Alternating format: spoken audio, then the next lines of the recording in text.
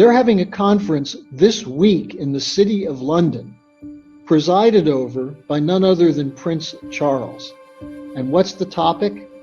How to establish a global Green New Deal. And that's what they're going for. That's what the Great Reset is ultimately all about. Shutting down industry, shutting down food production, shutting down energy production, bringing us back into a medieval-style dark age where small groups of oligarchs, selected leaders, they'll survive. But the rest of us who survive will be pawns of them, servants, slaves. That's what the Great Reset is. It's not just a financial swindle. It's a satanic policy of population reduction. You know, the four horsemen of the apocalypse are on the horizon, and leading them is a guy who can't even remember where he is. Hey friends, Sean from SGT Report.tv and SGTReport.com here. That was the voice of my good friend Harley Schlanger, and we're going to get to the brass tacks in this one. If you want to know what's coming, if Joe Biden gets into the White House, well, buckle up. And yes, there's a lot of good news. A fair and accurate count of the legal votes will get President Trump reelected, and that's what we're counting on. But we're all feeling a lot of stress. I know I am, and stress is not good for you or your body. One thing you can try is ageless multi-collagen. All you need is 1 scoop a day. Collagen is vital for your skin, hair, joints, tendons, bone, and gut health. And most people don't realize that their natural collagen levels deplete about 10% every decade. So supplementing your collagen is one of the single biggest things you can do for your physical and mental health. It's what I'm doing, and there's no better collagen on the market than ageless multi-collagen. So grab a bag today while it's still 51% off. And as an added bonus, if you order today, you'll get free shipping, free VIP live health and fitness coaching for life, a free e-report on the 14 foods for amazing skin, and a 60-day money-back guarantee. Go to healthwithsgt.com or click the link right below this video. Hey friends, welcome back. Thank you so much for pushing play. Thank you for finding me, probably on BitChute. A special thank you to my members at SGTReport.tv. That's where you can get everything I ever produce, including weekly exclusives. Thank you so much, friends. I'd also like to let you know, good news, Subscribestar has finally approved my page, so you can find me at Subscribestar/RealSGTReport. Of course, that's in lieu of my Patreon account, which was purged, terminated by Jack Conte and the fascist regime at Patreon on October 22nd in response to an article from Media Matters published on October 22nd. Guys, thank you so much for sticking with me. This is a battle, an epic battle between the forces of light and the forces of darkness. In fact, Archbishop Vigano has called the forces aligned against us the children of darkness in his open letter to President Donald Trump. Guys, I'm very glad to have back on the line my longtime friend Harley Schlanger from LaRouche Pack. Harley, welcome. Hi, Sean. Glad to see you're sticking in there. Yeah, we got to keep fighting. I mean, if not now, when, Harley? I mean, the line is in the sand. It's General Flynn's lawyer, the esteemed Sidney Powell, on Laura Ingram's show on Fox News on the 10th of November. She said this, and I'll quote, "These are the 2 most important months of our republic. This is when the rubber meets the road on whether we remain a free country in which we can trust our methods of self-government, and right now we can't. This is coup 5.0. Kirk Wiebe, who is a top former NSA analyst and then a whistleblower who works closely with Bill Binney, said something very similar the other day on a webcast with me. What he said is that he referred to the famous Ben Franklin quote, "It's a republic if you can keep it." And he said that's never been more true than right now. And he referred to Biden's discussion of a dark winter coming. And he said, Biden may not be sentient enough to know what he was saying, but that's what they planned for us. And he said, we have to do everything we can to surprise them, outflank them, and defeat them. So I think there are people like Kirk, like Sidney Powell, like General Flynn, Roger Stone, and of course, Donald Trump. Trump is not giving in. And I think that's a good example for us. And it's up to the American people now to live up to our tradition as a revolutionary republic that does not accept the demands for subservience from an oligarchy.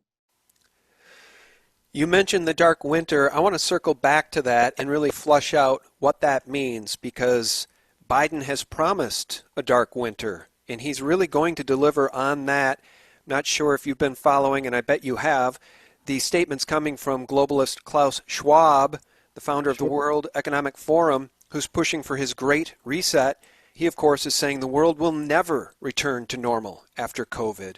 And the Great Reset is something we'll talk about later in this interview. Again, it's something that Archbishop Vigano has been talking about and did talk about in his open letter to the president.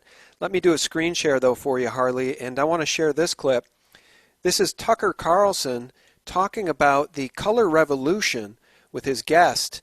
Evidently, Norm Eisen, the author of a book called The Playbook, is behind much of what we're seeing, and it's all being done by design. God help us if President Trump doesn't make it back into the White House for 4 more years. Take a look at this. Not only between color revolutions overseas and the color revolution against Trump, but a nexus point between lawfare and mass mobilization and so-called peaceful protests. This is a man by the name of Norm Eisen. Norm Eisen is a key legal hatchet man, Democrat operative, former Obama ethics czar, believe it or not. And he is also a key architect of nearly every effort to censor, sue, impeach, and overthrow the president. He is the author of, in fact, a color revolution playbook, literally called the Playbook. And one of the items he calls for in his playbook to overthrow regimes overseas he doesn't like is engineering election fraud scenarios, using election fraud to engineer mass protests to question the legitimacy of the target leader. Norm Eisen has a long and checkered history going all the way back to his days at Crew, which is a lawfare arm. He's been behind over 180 lawsuits against Trump. He authored 10 articles of impeachment before the president's phone call was even made. He was special counsel to the Democrats for the impeachment process. He was literally involved in every aspect of this color revolution against Trump. His latest act, and perhaps his greatest act coming up, is to use lawfare in order to overturn the 2020 election, using various legal theories, principally his theory about... Norm Eisen. Remember the name. Thanks for indulging me there, Harley. Remember the name Norm Eisen.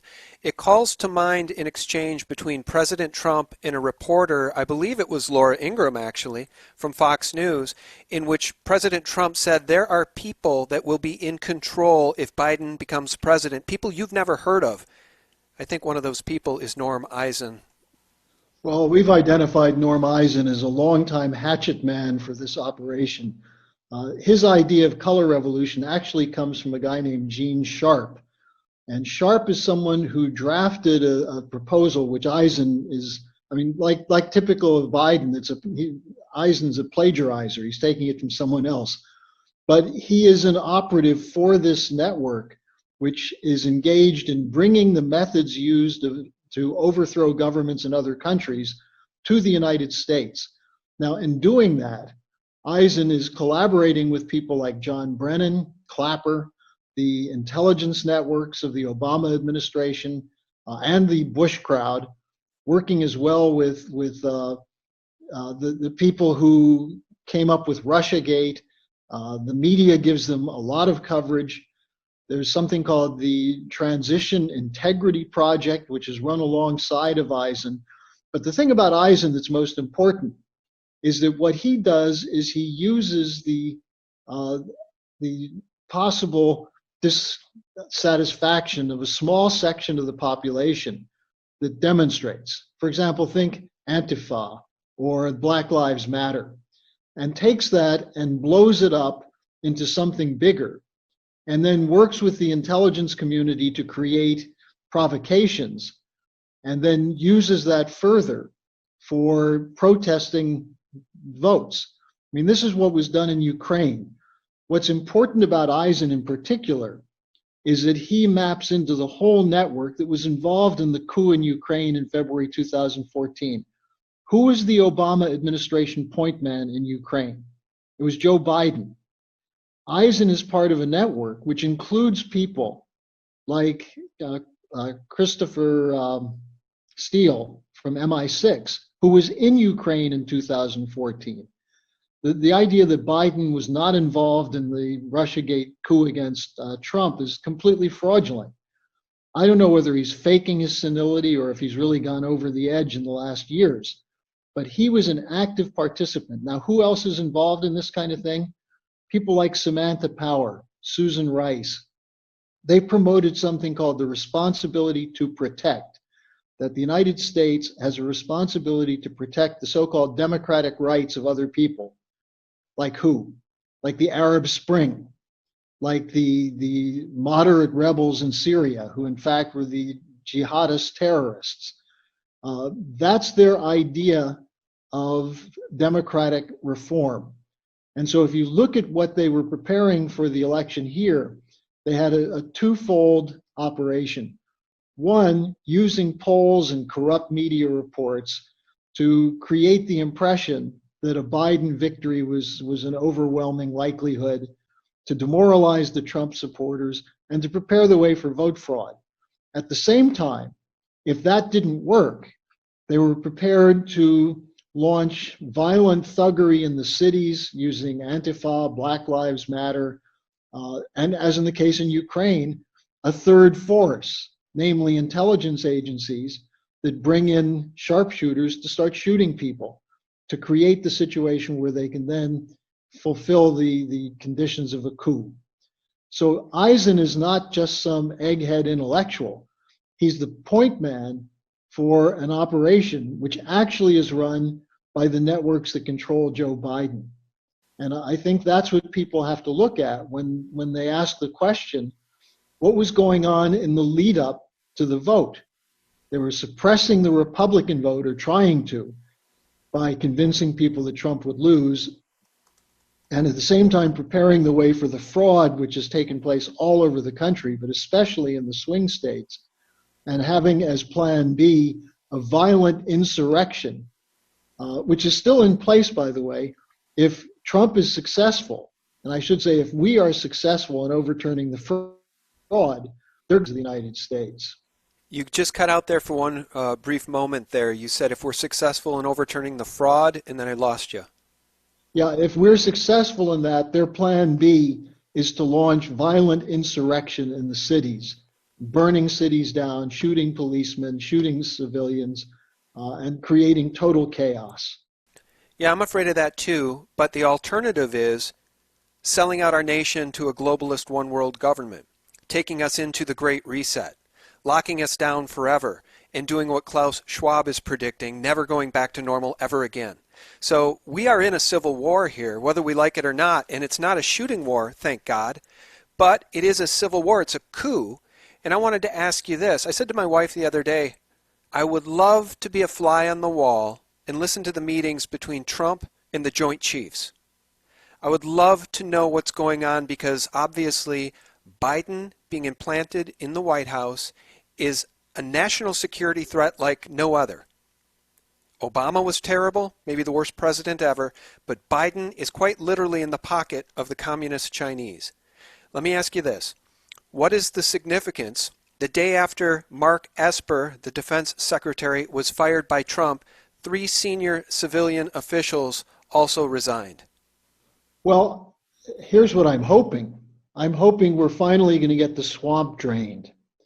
I think that at this point, Trump has no reason to hold back.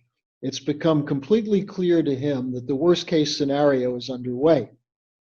And that includes their efforts to not just carry out the vote fraud, but to use the media to try to demoralize his base so that there won't be a capability of fighting back.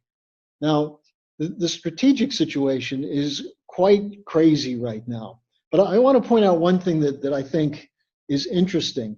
If you look at the people who are welcoming the so-called Biden victory, you have all the NATO countries calling him, you have Netanyahu calling him, great rejoicing going on in the European Union bureaucracy. But who is not endorsing or welcoming Biden? The Russians, the Chinese, and the Mexicans. And there's an interesting thing that I think people should think about here before we assume that Biden is in the pocket of the Chinese. I think he's in the pocket of something much worse than the Chinese, which is the globalists, the cartels, the people who are running this global reset. The Chinese are not exactly in favor of this global reset that's going on, because the global reset would take away their sovereignty too. The question is, are we going to have sovereign nations, which is what President Trump was committed to, what Putin is committed to, and in their own way, what the Chinese are committed to, which is why there are regime change operations against all three countries? Or are we going to have sovereign republics? Because what they're doing, what the globalists are doing with the Great Reset, is going to use the idea of a global digitalized currency to give all control over every aspect of financial, monetary, and economic policy to the central banks. And the central banks are essentially there for the purposes of running operations for the private banks, the largest financial institutions, the shadow banking system, the insurance companies, and so on. I don't know if you know this, Sean, but in 1983, I think it was, Walt Wriston, who at the time was the CEO of Citibank, wrote a book called The Twilight of Sovereignty. And in it, he said, this is where we're headed. And what is crucial from their standpoint is that you have technocrats appointed by the bankers to run spending policy, that is fiscal policy. Not just who gets credit or where the credit goes, but where the spending goes. And what does this do? This means that elections don't mean anything. Because if you elect a legislature or a Congress or a parliament that doesn't go along with them, it won't have any power. The power will be in the hands of the bankers and the cartels that control the supranational institutions. And that's why it's important to fight the fraud in the United States. As President Trump has said, it's the American people who determine the outcome of an election, not the media, not other special interests, but the American people, and the votes must count. This question of our Republican form of government, the institutions of self-government, I think this is what Sidney Powell was talking about, Kirk Wiebe's talking about. That's what's threatened by this global color revolution. And so we in the United States have a special responsibility because it was our revolution that took the world in a different direction, away from the power of the special interests of oligarchies and monopolies. And we've been in a war over this for 2.5 centuries in the United States, but it's coming to a head right now. And I think the Great Reset, by the way, on the Great Reset, the other thing that should be clear is that Schwab is a key person in this, the head of Davos, or one of the key guys at Davos, who you mentioned earlier. He's working with people like Mark Carney, with Andrew Bailey, the current president or chairman of the Bank of England, with Georgieva, who's the head of the International Monetary Fund, Christine Lagarde, the former IMF director, who's now the head of the European Central Bank. They're having a conference this week in the city of London, presided over by none other than Prince Charles. And what's the topic? How to establish a global Green New Deal. And that's what they're going for. That's what the Great Reset is ultimately all about. Shutting down industry, shutting down food production, shutting down energy production, bringing us back into a medieval style dark age where small groups of people, small groups of oligarchs, selected leaders, the Davos billionaire crowd, the Silicon Valley Hollywood elite, they'll survive. But the rest of us who survive will be pawns of them, servants, slaves, That's what the Great Reset is. It's not just a financial swindle. It's a satanic policy of population reduction. And that's what we're fighting. And that's why the fight to make sure that Trump remains the president is so critical. I want to read just a couple of paragraphs from that open letter to the president from Archbishop Vigano in just a second. But first, let me read a couple of tweets and then ask you a question. The tweets are from Donald J. Trump. Here's one. 71 million legal votes, the most ever for a sitting president. The next one. The observers were not allowed into the counting rooms. I won the election. Got 71 million legal votes. Bad things happened, which our observers were not allowed to see. Never happened before. Millions of mail-in ballots were sent to people who never asked for them.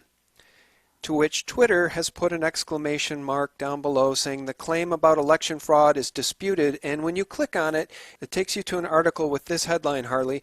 Voter fraud of any kind is exceedingly rare in the U.S., election experts confirm. So let me get this straight, man. For 4 years, they told us the Russians hacked the elections and that our elections were stolen by the Russians to implant President Trump into the White House. But now, voter fraud of any kind is exceedingly rare in the U.S. Have you ever seen such a ham-fisted attempt to try to cover up the truth? The mainstream media has now lost all credibility. They had already lost 98% of their credibility, but now they have no credibility left, even so much so that I even asked my wife, do you think Bret Baier on Fox News is CIA? I mean, give me a break. No wonder my channel, along with dozens of others, was purged on October 15th. They're just trying to cover up the theft of this election. And I really think this is civil war. I mean, have you ever seen anything like this? No, I don't think anybody has. And it's increasingly obvious. I mean, when you talk about the censorship, the person who was in charge of, I think it was Facebook, the censorship policy of Facebook, is a woman who censored the New York Post story. She was an aide to Joe Biden before she became the Facebook censorship czar. But what was her job for Biden? Her job was Ukraine. You look at the Ukraine situation, and this is one. Why do you think they're trying to airbrush this out of the discussion? Now, the Ukraine situation is not just about Hunter Biden pocketing a lot of money and Joe Biden getting a cut. It's about how they destroy nations on behalf of the global bankers. Because whatever else they did in Ukraine, Biden pulled together a coalition to run the coup, which included Ukrainian oligarchs and Ukrainian Nazis. But it also included NATO terrorist operatives from Operation Gladio.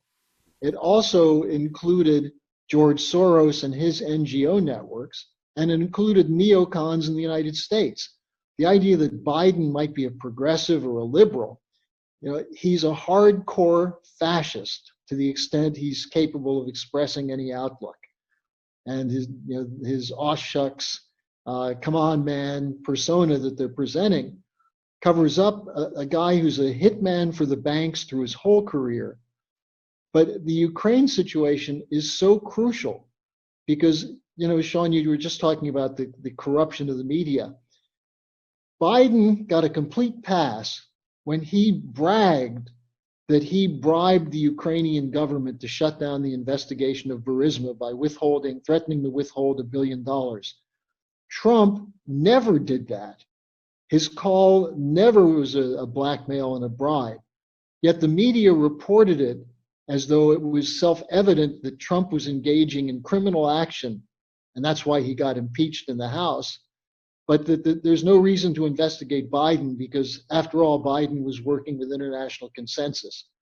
Well, the international consensus was that Ukraine had to be used as a spear point on the border of Russia to move NATO eastward, to move NATO now into Belarus, where they're doing another color revolution, to move NATO. Listen to this one. I don't know if you've seen this.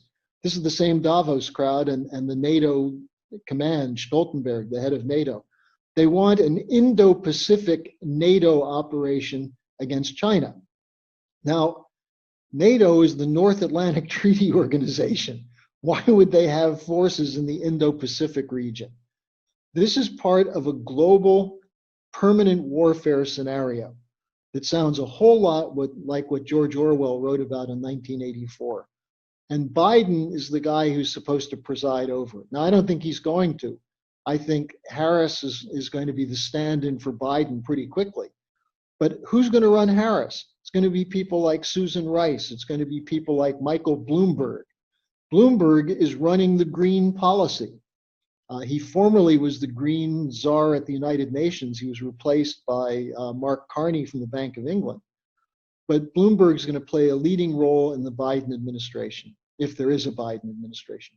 And one other name I want to throw out here when you talk about the evil characters. Biden announced that on his COVID task force, he's going to have a man named Ezekiel Emanuel. Do you remember that guy, Sean, from Obama? Related to Rahm Emanuel, I believe? Rahm's brother, yes. Yeah. Ezekiel Emanuel was the guy who came up with what was accurately called the death policy. What was the name it was given? It's escaping me right now, but it was the death panel. That was his idea, rationing healthcare. He wrote an article in Atlantic Magazine in October 2014, Why I Hope to Die at 75. And he said, after 75, you don't have many useful functions. I wonder if Biden has read this, since Biden's over 75. But Emanuel essentially is a right to die fanatic who's going to be in charge of healthcare. That's what we see when you look at a potential Biden administration. Michelle Flournoy at Defense Department loves wars. Susan Rice is a top advisor. She's a Rhodes Scholar, was a killer in the Obama administration, and one of the coordinators of the coup against Trump. So it's the worst of all possible worlds coming together. And, it's completely self-evident. There you have it, Emanuel, an absolute murderous character. Well, I think that will provide a pretty good segue back to that letter by Vigano, the open letter to the president. We're going to round out the conversation with a couple of paragraphs from that. But before we do, let's just play this clip. This I haven't heard this yet, Harley. It's the president's attorney, Rudy Giuliani, talking to Steve Bannon, evidently about Dominion, which we're hearing is the software that can be used to do vote switching. Live vote switching. We've seen many examples of it. The same thing has been documented on election night here in 2020. So I want your thoughts on that. But go ahead. One thing on Dominion. They're claiming that in the Michigan case, the county, I think it's Antrim County or something like that in Michigan, where the votes were changed by 6,000 from Trump to Biden, they claimed a glitch. Well, Bill Binney, who's one of the leading experts on cyber policy and cyber warfare, said these things are not glitches. You don't have glitches with computers. These are programmed. And Dominion was used in 46, I think it's 46 counties in Michigan. It was used in Georgia. They're going to do a manual recount now in Georgia. And alongside Dominion, you have something else which I think people should have probably heard about because Sidney Powell brought it up. Scorecard? Scorecard. Yeah. Which is used, it was designed to be used against other countries that we considered adversaries to change their election totals. And what Dennis Montgomery, who was the creator of it, and who's well known to people like Bill, Montgomery's concern, he became a whistleblower because he was concerned that it was going to be used in the United States. Well, it appears that it finally was with this election on November 3rd.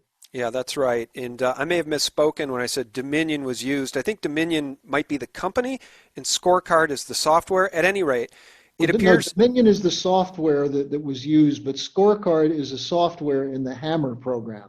Okay. Which was the one designed by the NSA to be used against so-called enemy or adversary countries, now being used in the United States.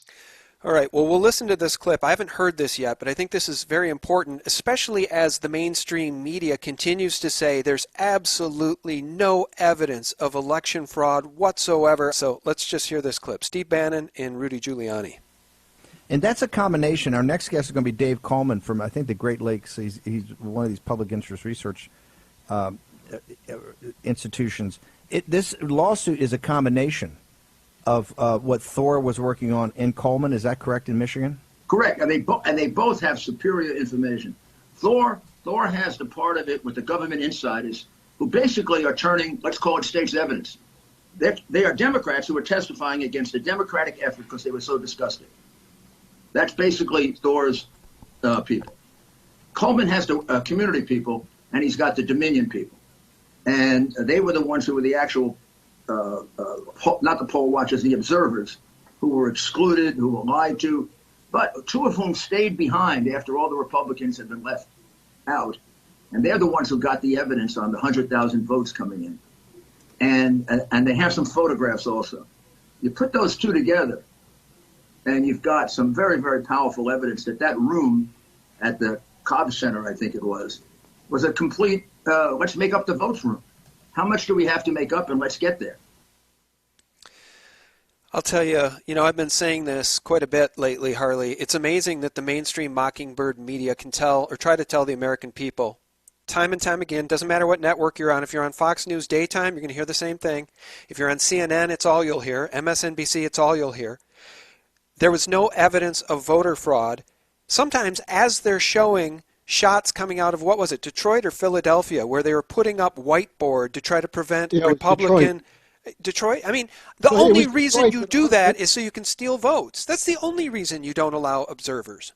These were observers who were supposed to observe the counting of the mail-in ballots. And so these are the ballots that are the contested ballots in the first place.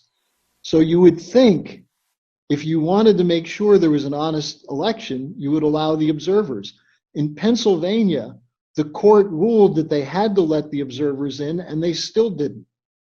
And one of the scorecard and Dominion are new means of, or not new, but they're more sophisticated means using computer software to do vote fraud.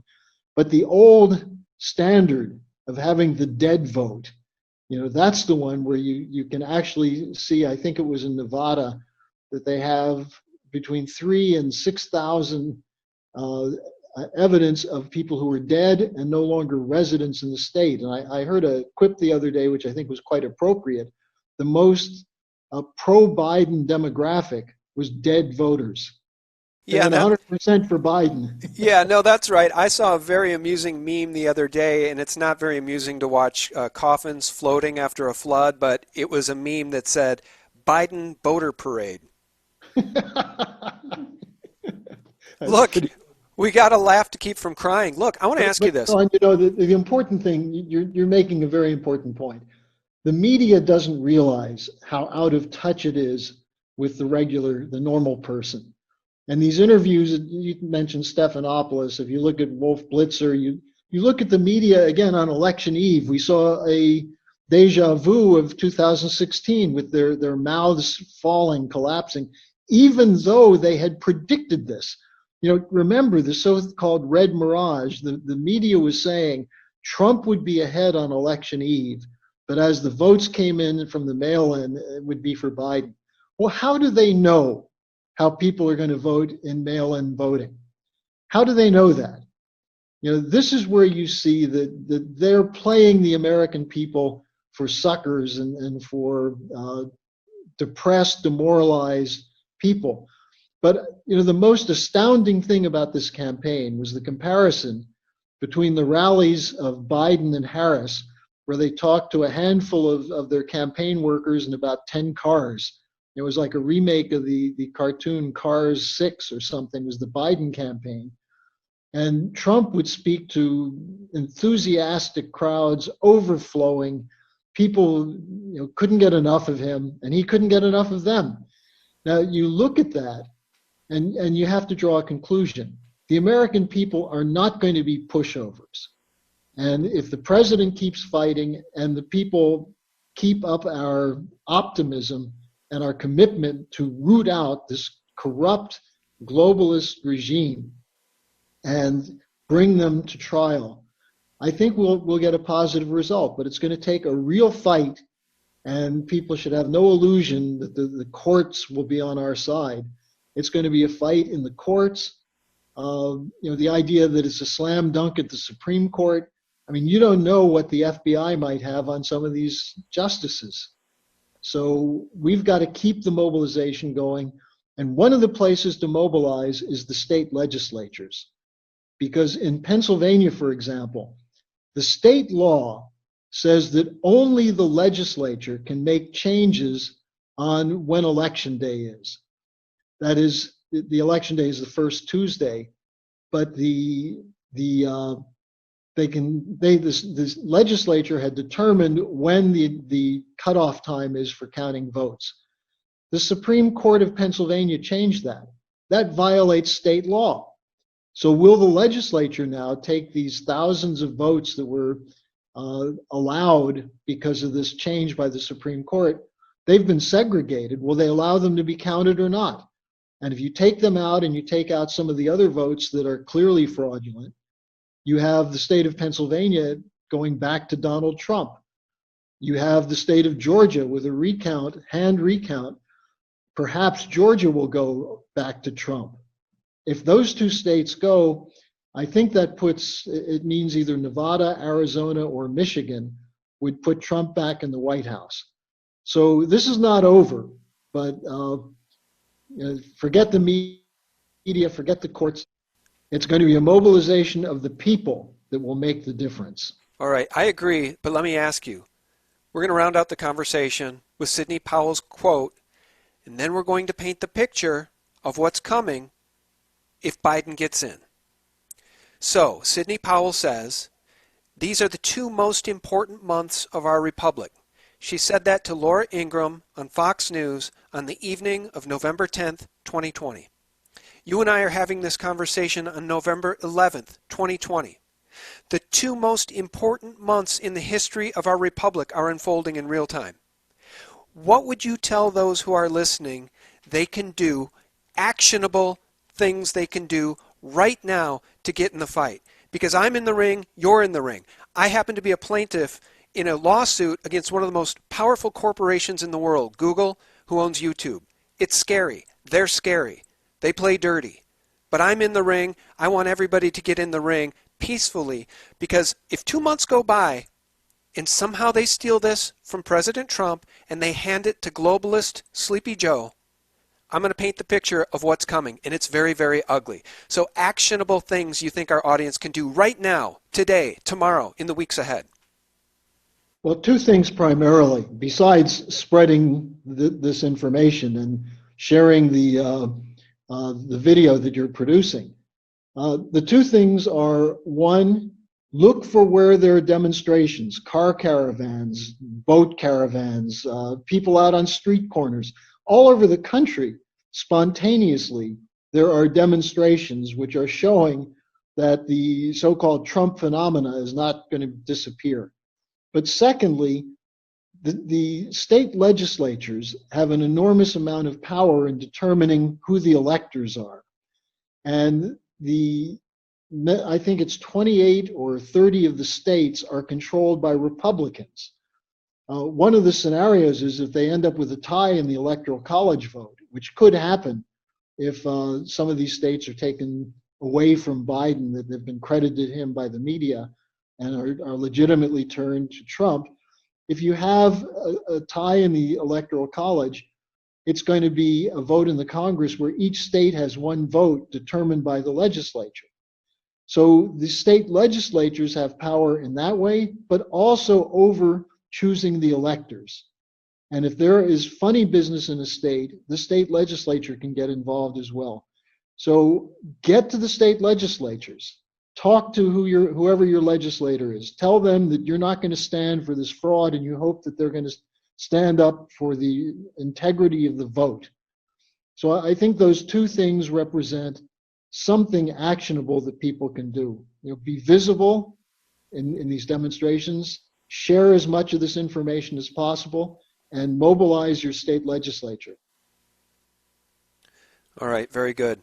I would just like to make the point before I read this from Vigano. It is my view that the deep state includes the mainstream Mockingbird media, many of the personalities on those networks. People know who they are. I've said it for a very long time. And in my view, Harley, these people are co-conspirators in this attempted coup. Absolutely. All right, let me read this. But before I do, ironically, as we're speaking about this today, guys, November 11th, 2020, front page of Zero Hedge, globalist Klaus Schwab. World will never return to normal after COVID. You want to know what's coming, friends? Joe Biden has told us it's a dark winter. Mandatory masks, more lockdowns. What did President Trump tell us? We will never lock down again. You have my word. I would never betray you, this president says. Who wants him out? The deep state, the shadow government. Who wants him out? Klaus Schwab, the globalists. The most important 2 months of our republic. If we lose this, here's what's coming. Archbishop Vigano, quote, "The purpose of the Great Reset is the imposition of a health dictatorship aiming at the imposition of liberticidal measures." Liberticidal would be, I guess, the homicide of liberty, friends. Liberticidal measures, hidden behind tempting promises of ensuring a universal income and canceling individual debt. The price of these concessions from the International Monetary Fund will be the renunciation of private property and adherence to a program of vaccination against COVID-19 and COVID-21 promoted by Bill Gates with the collaboration of the main pharmaceutical groups. Beyond the enormous economic interests that motivate the promoters of the Great Reset, the imposition of the vaccination will be accompanied by the requirement of a health passport and digital ID, with the consequent contact tracing of the population of the entire world. Those who do not accept these measures will be confined in detention camps or placed under house arrest, and all of their assets will be confiscated. Those aren't my words. They're not Harley's words. These were written by Archbishop Vigano. Harley, that sounds like a dystopian nightmare film coming out of Hollywood, but it appears to be the very real future that may be coming if they're able to get Trump out and put Biden in. If the United States falls, the whole world falls. What I would add to that is what we were talking about earlier, that they intend at the time of doing this, of establishing a financial dictatorship, a banker's dictatorship, which will prevent any investment in physical economy and science and development, in a real classical education, and instead will promote the kind of green economy which will ensure famine, starvation, wars, and chaos. You know, the four horsemen of the apocalypse are on the horizon, and leading them is a guy who can't even remember where he is, Joe Biden. You know, what you just said reminds me exactly of that 2011 Rockefeller document, Lockdown. More top-down authoritarian control amidst less innovation and growing citizen pushback. They're not going to allow us to innovate. They're going to turn us into serfs. Look at UN Agenda 21, UN Agenda 2030. It's the plan to reduce the West, not to lift up the third world, but to reduce the rest of our living standards into poverty so then everybody is equal. And everybody will be dead, because ultimately, as many people realize, that the Biden security team are the people who have sponsored the affair that Donald Trump is trying to get us out of. And if we end up in a conflict with Russia or China with the idea that it's a winnable nuclear war, that's going to be the end of civilization. And these guys, like the people we've been talking about, are crazy enough to believe that you could win a nuclear war. All right. Well, I'm sure we've depressed everybody with this conversation, but look, if Sidney Powell is right, we have 2 months left to save the republic. So I guess this is the time for sober talk. This is the time for the brass tacks. This is the time. This isn't fear-mongering, friends. What Archbishop Vigano shared in that open letter to the president is a dystopian future that none of us want. So get in the fight, talk to your legislators, take action, be peaceful, but honestly, guys, pray too. This is a spiritual war, and as Archbishop Vigano shared in his letter, those aligned against us are the children of darkness. Now, let me just give one ray of sunshine for people. Trump did get 71 million votes, maybe even more than that. That's right. The American people did mobilize behind him, and we can't allow that to be taken away from us. And I would encourage people to get in touch with me If you want further information, because I do a daily update now, we're starting to get bigger numbers than that. I put out a weekly report on my blog, and people can reach me by my personal email. That hasn't been shut down yet. Maybe it will be. But harleysch@gmail.com. It's harleysch@gmail.com. And I welcome ideas, suggestions, and criticism. Let's have a real open dialogue while we still can have it. Yeah, don't let too many people waste your time being critics, though. You don't have time for that, Harley. There's no time left in responding to those people, right? The people aligned against the president who said, oh, he's just the reverse side of the same coin and the coin is controlled by the puppets above. No. The deep state, we know what they want. It's anti-human, it's pro-globalist, and it's the end of our republic. And one last thing, he said something very important, which is why I read that tweet earlier. 71 million legal votes, the most ever cast for a president in the history of our nation.